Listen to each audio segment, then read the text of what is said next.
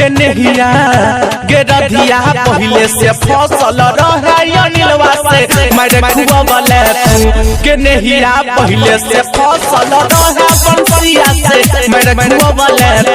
के नहिया पहिले से फसल रहे परवीनमा से मारे खिया बोले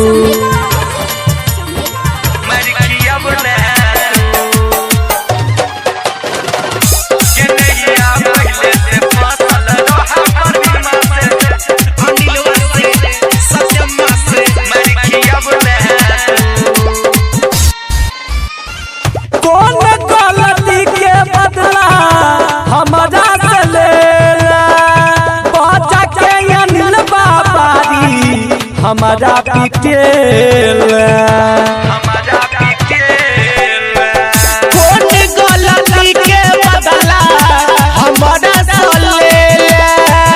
बच्चा के धर्मेंद्र बारी हमारा पिटेल अगे गरज है छेला तो कनिया हम केला तू अगे गरज है छेला तो कनिया हम केला पुजिया के राजिया के पुजिया बाजा के सतियम बाजी हमारा मार खिया बोला तू गे रे खिया बच्चा के बिटुआ के बाजी हमारा मार खुआ बोला तू गे नहिया बच्चा के इरफान के बाजी हमारा मार खुआ बोला तू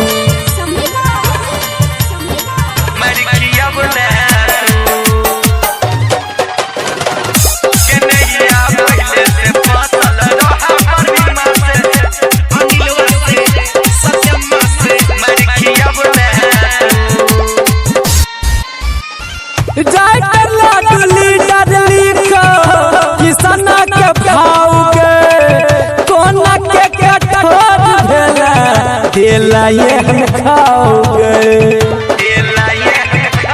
हाँ हाँ राइटर लटुली डडल लिखो भगवान के भावगे केला के कठोर भेले देला ये हम खाओगे अगर पीटल चलो कहियो पीटा का देला तू अगर पीटल चलो कहियो पीटा का देला गे पूजिया गे देखिया गे नहिया गे पूजिया पहिले से फसल रहे जगन्नाथ से मारे खुआ बोले गे पूजिया पहिले से फसल रहे राजसवा से मारे खुआ बोले गे पूजिया पहिले से फसल रहे बंसिया से मारे खुआ बोले आगे बाबा